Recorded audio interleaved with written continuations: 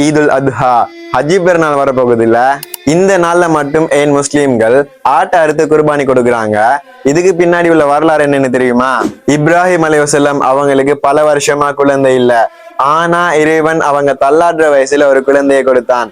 அவங்க பேர் தான் இஸ்மாயில் அலைஹிஸ்ஸலாம். ஒரு நாள் இப்ராஹிம் அலைஹிஸ்ஸலாம் அவங்களுடைய கனவுல தன்னுடைய மகனான இஸ்மாயில் அலைஹிஸ்ஸலாம் அவங்கள அறுத்து பலியிடுமாறு அல்லாஹ் கட்டளையிடுறான். சாதாரண மனுஷனுடைய கனவா இருந்தா அதை விட்டுட்டு போயிடலாம். அது ஒரு நபியோட கனவு.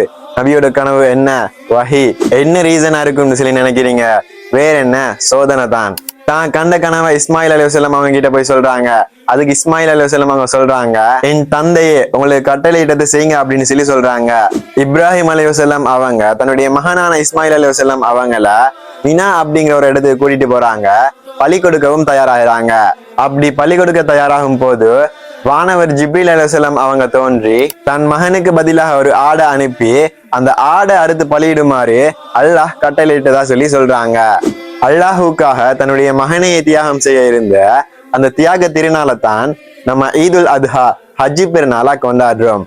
அல்லாஹ் அவங்களுடைய ஈமானையும் ஏத்துக்கட்டும், நம்மளுடைய ஈமானையும் ஏத்துக்கட்டும். Advance happy Eid Mubarak.